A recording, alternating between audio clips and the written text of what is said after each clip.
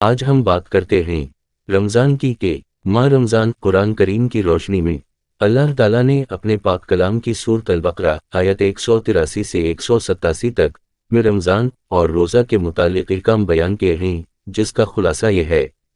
خلاصہ تفسیر آیت نمبر 183 اور 184۔ اے ایمان والو،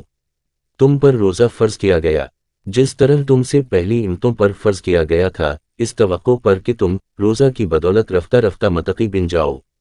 کیونکہ روزہ رکھنے سے عادت پڑے گی نفس کو اس کے متعدد تقاضوں سے روکنے کی، اور یہی عادت کی پختگی تقوی کی بنیاد ہے۔ تھوڑے دنوں روزہ رکھ لیا کرو، اور تھوڑے دنوں سے مراد ماہ رمضان ہے، جیسا کہ اگلی آیت میں آتا ہے۔ پھر اس میں اتنی آسانی ہے کہ جو شخص تم میں ایسا بیمار ہو جس کو روزہ رکھنا مشکل یا معفر ہو یا شرعی سفر میں ہو، تو اس کو رمضان میں روزہ نہ رکھنے کی اجازت ہے، لیکن رمضان کے بعد چھوٹے ہوئے روزے رکھنا اس پر واجب ہے۔ پچھلی امتوں میں روزہ کا حکم، روزے کی فرضیت کا حکم مسلمانوں کو ایک خاص مثال سے دیا گیا ہے۔ حکم کے ساتھ یہ بھی ذکر فرمایا کہ روزے کی فرضیت صرف تمہارے ساتھ خاص نہیں، بلکہ پچھلی امتوں پر بھی روزے فرض کیے گئے تھے۔ اس سے روزہ کی خاص اہمیت بھی معلوم ہوئی، اور مسلمانوں کی دلجوئی کا بھی انتظام کیا گیا کہ روزہ اگرچہ مشقت کی چیز ہے، مگر یہ مشقت تم سے پہلے بھی سب لوگ اٹھتے آئے ہیں۔ لعلکم تتقون میں اشارہ ہے کہ تقوی کی قوت حاصل کرنے میں روزہ کو بڑا دخل ہے، کیونکہ روزہ سے اپنی خواہشات کو قابو میں رکھنے کا ملکہ پیدا ہوتا ہے، وہی تقوی کی بنیاد ہے۔ تقوی پرہیزگاری اصل میں اللہ تبارک و تعالی سے خوف اور رجا کے ساتھ نبی اکرم کے طریقہ کے مطابق ممنوعات سے بچنے اور اوامر پر عمل کرنے کا نام ہے۔ مریض کا روزہ، مریض کے لیے روزہ نہ رکھنے کی اجازت ہے، جیسا کہ اللہ تعالیٰ نے فرمایا، لیکن مریض سے مراد وہ مریض ہے جس کو روزہ رکھنے سے ناقابل برداشت تکلیف پہنچے یا مرض بڑھ جانے کا قوی اندیشہ ہو۔ بعد کی آیت والا اعرید بکم العصر میں اس طرف اشارہ موجود ہے۔ جمہور فقہا و علماء کی یہی رائے ہے۔ مسافر کا روزہ، مسافر کے لیے روزہ نہ رکھنے کی اجازت ہے، جیسا کہ اللہ تعالیٰ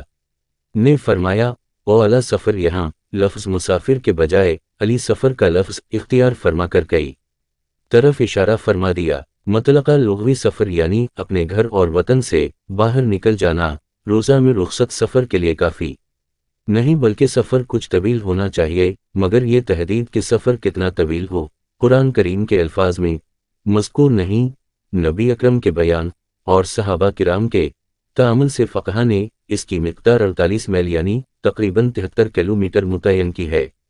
اسی طرح جو شخص کسی ایک مقام پر 15 دن یا اس سے زیادہ ٹھہرنے کی نیت کر لے تو وہ بھی منزل مقصود پر پہنچنے کے بعد رخصت سفر کا مستحق نہیں ہے۔ روزہ کی قضا مریض و مسافر کو اپنے فوت شدہ روزوں کی تعداد کے مطابق دوسرے دنوں میں روزے رکھنا واجب ہے، جیسا کہ اللہ تعالیٰ نے فرمایا۔ پر البتہ اس آیت میں کوئی قید نہیں کہ ترتیب دار رکھے یا بے ترتیب، بلکہ عام اختیار ہے کہ ترتیب وار یا بے ترتیب جیسے چاہے فوت شدہ روزوں کی قضا کر لے۔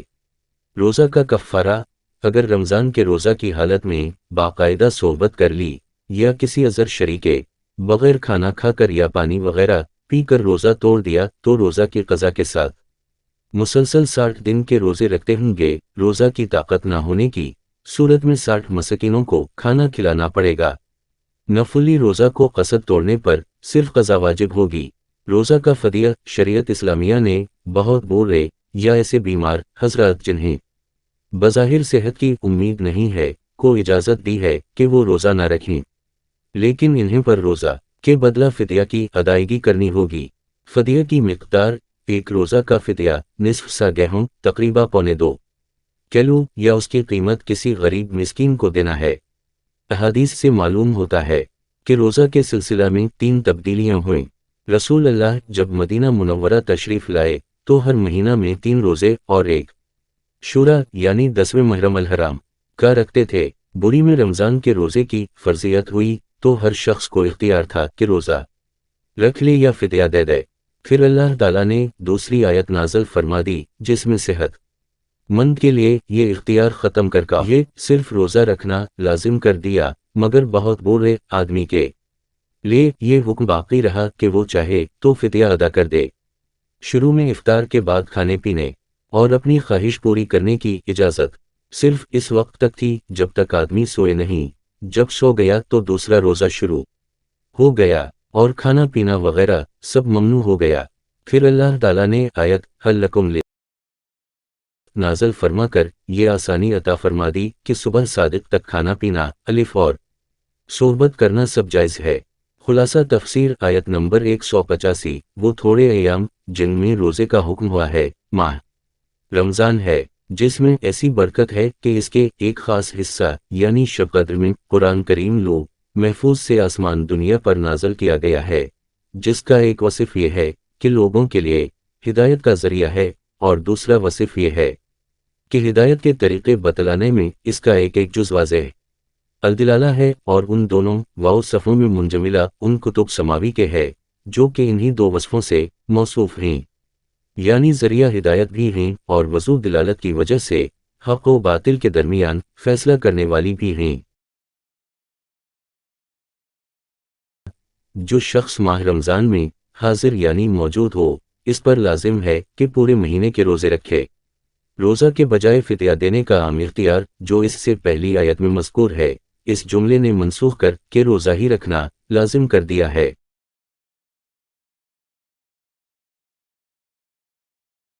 اس میں مریض اور مسافر کو رخصت دی گئی ہے کہ وہ اس وقت روزہ نہ رکھے، تندرست ہونے اور سفر کے ختم ہونے پر اتنے دنوں کی قضا کر لے۔ یہ حکم اگرچہ پچھلی آیت میں بھی آپ کا تھا، مگر جب اس آیت میں روزہ کے بجائے فدیہ دینے کا اختیار منسوخ کیا گیا تو یہ شبہ ہو سکتا تھا کہ شاید مریض اور مسافر کی رخصت بھی منسوخ ہو گئی ہو، اس لیے دوبارہ اس کا اعادہ کیا گیا۔ خلاصہ تغیر آیت نمبر 182 پچھلی 3 آیتوں میں روزہ اور رمضان کے احکام اور فضائل کا کر تھا، اور اس کے بعد بھی ایک طویل آیت میں روزہ اور اعتکاف کے احکام کی تفصیل ہے۔ درمیان کی اس مختصر آیت میں بندوں کے حال پر اللہ کی خاص عنایت، ان کی دعائیں سننے اور قبول کرنے کا ذکر فرما کر اطاعت احکام کی ترغیب دی گئی ہے، کیونکہ روزہ کی عبادت میں رخصتوں اور سہولتوں کے باوجود کسی قدر مشقت ہے۔ اس کو سہل کرنے کے لیے اپنی مخصوص عنایت کا ذکر فرمایا کہ میں اپنے بندوں سے قریب ہی ہوں، جب بھی وہ دعا مانگتے ہیں میں ان کی دعائیں قبول کرتا ہوں اور ان کی حاجات کو پورا کرتا ہوں۔ حدیث قدسی میں ہے کہ اللہ نے فرمایا کہ روزہ کا بدلہ میں خود ہوں۔ روزہ کی حالت میں خاص کر افطار کے وقت کی دعائیں قبول کی جاتی ہیں۔ رسول اللہ نے فرمایا روزہ افطار کرنے کے وقت روزہ دار کی دعا مقبول ہوتی ہے، اس لیے مریم رضی اللہ عنہا افطار کے وقت سب گھر والوں کو جمع کر کے دعا کیا۔ خلاصہ تفسیر آیت نمبر 187 اس آیت میں روزہ کے بقیہ احکام کی کچھ تفصیل مذکور ہے۔ چنانچہ ارشاد ہے کہ تم لوگوں کے واسطے روزہ کی شب میں اپنی بیوی سے صحبت کرنا حلال کر دیا گیا ہے، اور پہلے جو اس سے ممانعت تھی وہ ختم کر دی گئی، کیونکہ بوجھا قرب وہ اتصال کے وہ تمہارے لیے اوڑھنے بچھونے کے ہیں اور تم ان کے لیے اوڑھنے بچھونے کے ہو، اور جس طرح شب سیم میں بیوی سے ہم بستری کی اجازت ہے، اس طرح یہ بھی اجازت ہے کہ صبح صادق ہونے تک تمام رات میں جب چاہو کھاؤ پیو، لیکن بیوی کے بدن سے اپنا بدن شہوت کے ساتھ مت ملنے دو جس زمانے میں تم اعتکاف میں بیٹھے ہو۔ یہ سب احکام مذکورہ اللہ تعالیٰ کے ضابطے ہیں، سوان ضابطوں سے نکلنا تو درکنار نکلنے کے نزدیک بھی مت ہونا، اور جس طرح اللہ تعالیٰ نے یہ احکام بیان کیے ہیں اسی طرح اللہ اپنے اور احکام بھی لوگوں کی اصلاح کے واسطے بیان فرمایا کرتے ہیں، اس امید پر کہ وہ لوگ احکام سے مطلع ہو کر ان احکام کی خلاف ورزی سے پرہیز رکھیں۔ وضاحت ابتدا میں جب رمضان کے روزے فرض کیے گئے تو افطار کے بعد کھانے پینے اور بیوی کے ساتھ اختلاط کی صرف اس وقت تک اجازت تھی جب تک سو نہ جائے، سو جانے کے بعد یہ سب چیزیں حرام ہو جاتی تھیں۔ بعد میں یہ آیت نازل ہوئی جس میں پہلا حکم منسوخ کر کے غروب آفتاب کے بعد سے طلوع صبح صادق تک پوری رات کھانے پینے اور صحبت کی اجازت دے دی گئی، لیکن اعتکاف کی حالت میں بیوی سے رات میں بھی دور رہنا ہے، یعنی حالت اعتکاف میں رات کو کھائی تو سکتے ہیں لیکن بیوی کے ساتھ سونا یا صحبت کرنا جائز نہیں ہے۔